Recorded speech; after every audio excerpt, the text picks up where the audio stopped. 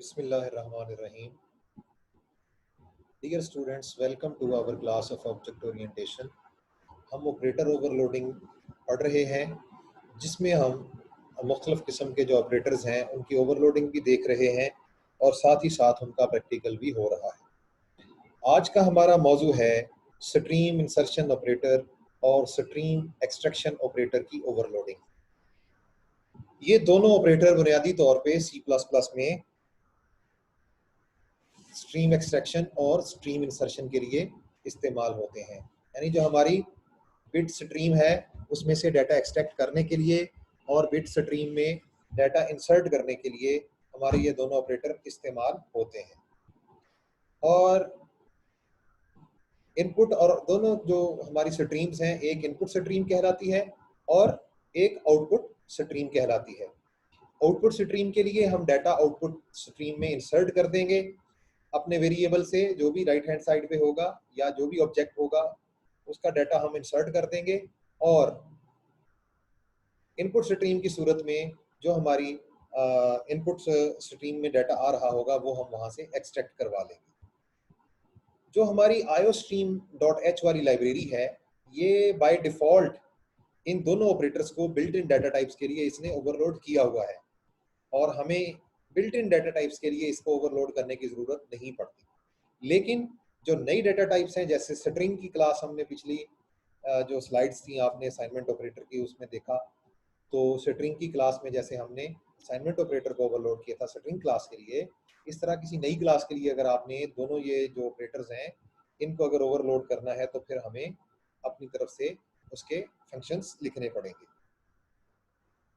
तो हमें हमारी अपनी तरफ से ये जो दोनों ऑपरेटर्स हैं ये ओवरलोड करना पड़ेंगे। अब जो एक्सट्रैक्शन और इंसर्शन ऑपरेटर्स हैं इनको हर सूरत आपने नॉन मेंबर्स के तौर पे ओवरलोड करना है। वजह उसकी मैं बता देता हूँ कि इसका जो पहला ऑपरेंड होगा वो चूंकि आई स्ट्रीम यानी इनपुट स्ट्रीम या ओ स्ट्रीम यानी आउटपुट स्ट्रीम क्लास के ऑब्जेक्ट के तौर पे ट्रीट होगा। यानी हमारा जो स्ट्रीम इंसर्शन ऑपरेटर है और स्ट्रीम एक्सट्रैक्शन ऑपरेटर है, इनके जो पहले ऑपरेंड्स होते हैं वो बितरतीब आई स्ट्रीम और ओ स्ट्रीम क्लासेस से होते हैं। लिहाजा इनको अगर हम मेंबर फंक्शन के तौर पे इसको हम ओवरलोड करेंगे तो ये हमारे लिए जो है रेफरेंसेस के मसाइल खड़े करेगा और ये इनवैलिड होगा। लिहाजा हमारी चूंकि पहला ऑपरेंड हमारी क्लास की टाइप का ही नहीं है, लिहाजा हम इसको बतौर मेंबर फंक्शन इंप्लीमेंट ही नहीं कर सकते। हम इसको नॉन मेंबर फंक्शन के तौर पे इंप्लीमेंट करेंगे जब हम इन दोनों को ओवरलोड करेंगे। अब हम इसमें कुछ बातें हैं जिनका ख्याल रखना ज़रूरी है। जब हम इन ऑपरेटर्स को ओवरलोड कर रहे हों तो हो सकता है कि हम कोशिश करें कि जिस तरह हम सी आउट को इस्तेमाल करते हैं या सी इन को इस्तेमाल करते हैं और वहाँ पर प्रॉम्प्ट्स और फॉर्मेटिंग वगैरह लगाते हैं, तो यहाँ पर भी लगाने की कोशिश करें।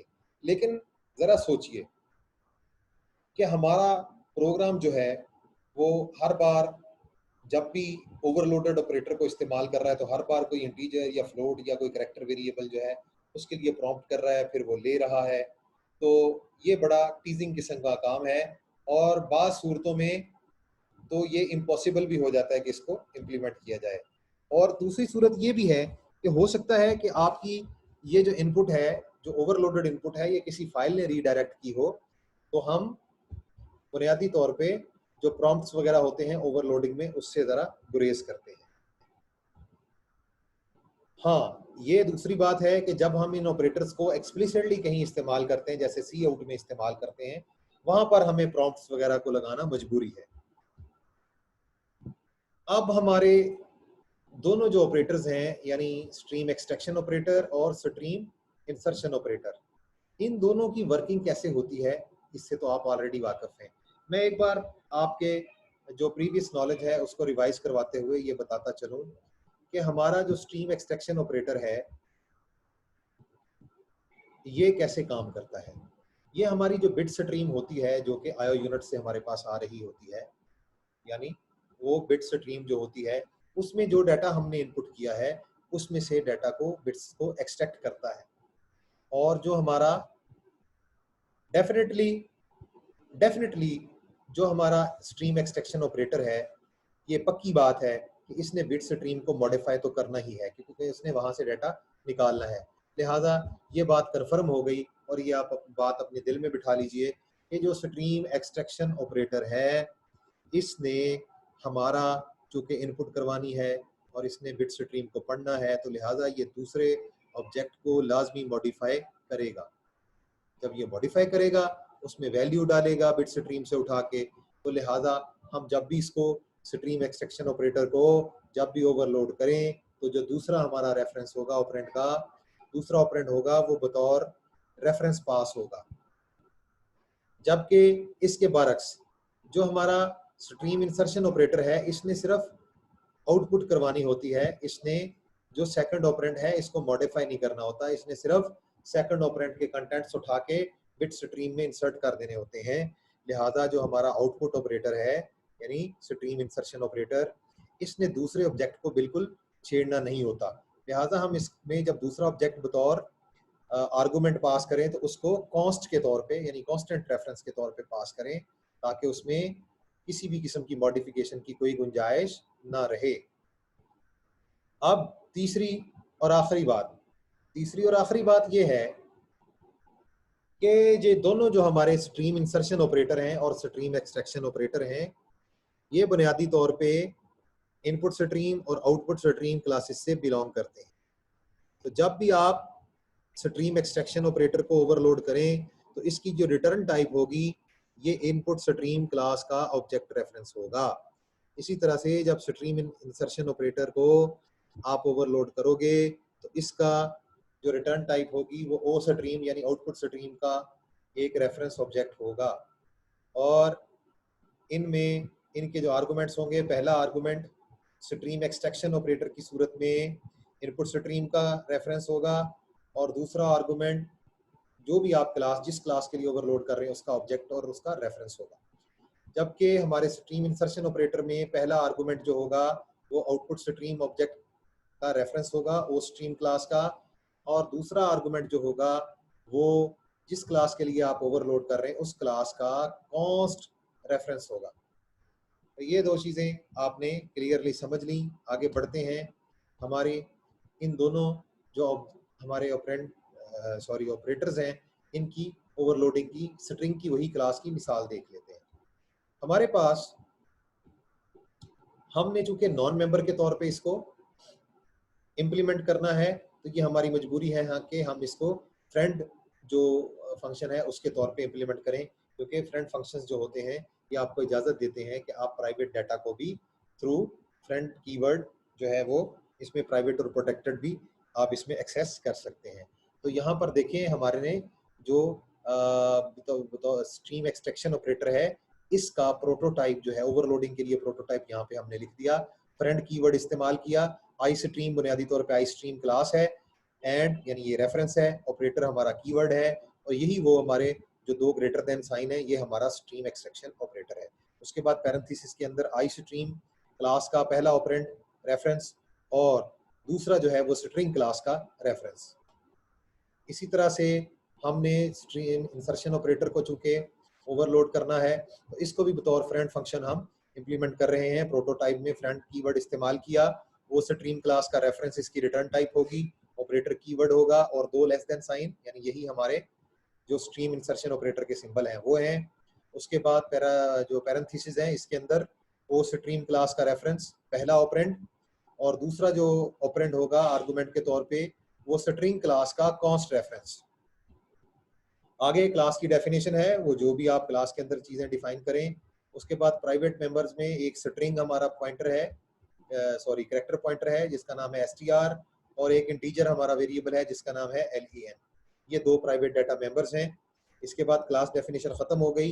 अब हम इन दोनों को, जिनको हमने फ्रेंड फंक्शंस के तौर पे प्रोटोटाइप्स दिए हैं, नीचे नॉन मेंबर्स के तौर पे इम्प्लीमेंट कर रहे हैं। पहले हम स्ट्रीम एक्सट्रैक्शन ऑपरेटर को इम्प्लीमेंट करते हैं। इसमें क्या हो रहा है, आई स्ट्रीम इसकी रिटर्न टाइप है, और एंड यानी रेफरेंस इसका रिटर्न करेगा, ऑपरेटर कीवर्ड है, और इसके बाद स्ट्रीम एक्सट्रैक्शन ऑपरेटर का सिंबल, इसमें पहला ऑपरेंड आ गया। आई स्ट्रीम इसकी डाटा टाइप है और ये बतौर रेफरेंस है, इसका नाम है IN।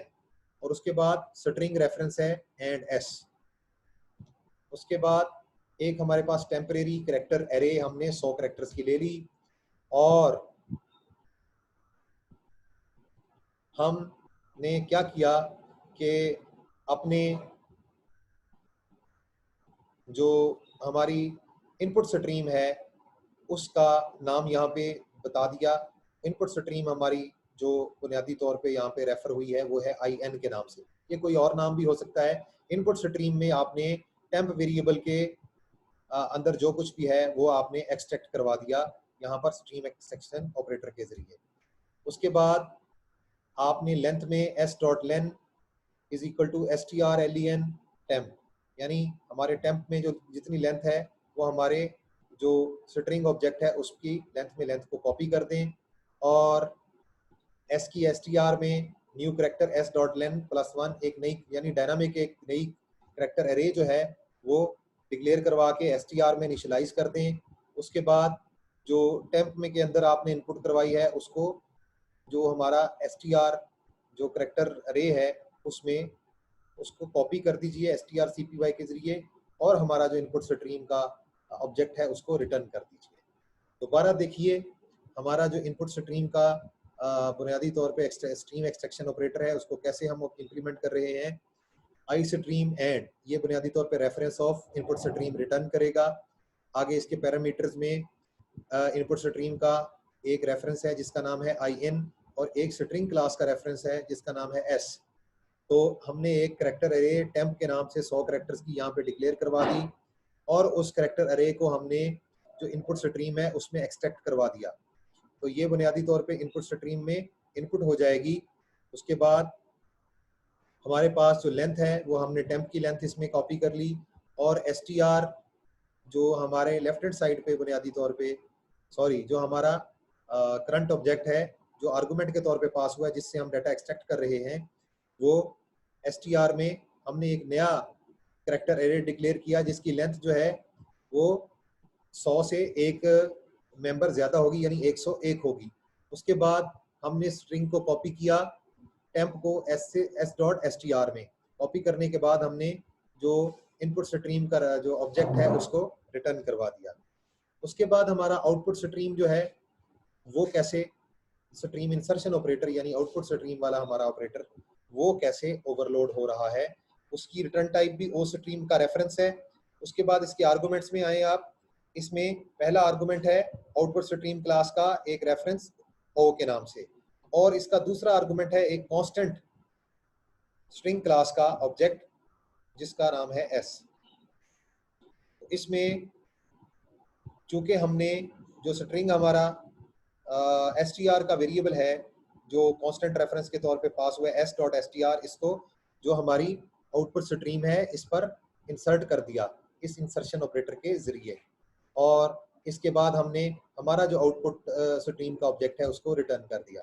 तो वेरी सिंपल है, इसको देख लीजिए आप कि हमारे पास जो आउटपुट स्ट्रीम का ऑब्जेक्ट है वो इंसर्शन ऑपरेटर में सिर्फ जो है वो इसके अंदर जो करेक्टर पॉइंटर है उसके कंटेंट्स जो हैं वो इन जो हमारी जो स्ट्रीम इंसर्शन ऑपरेटर है उसके जरिए स्ट्रीम के ऊपर इंसर्ट करने के बाद उसका ऑब्जेक्ट जो है वो रिटर्न कर रहा है।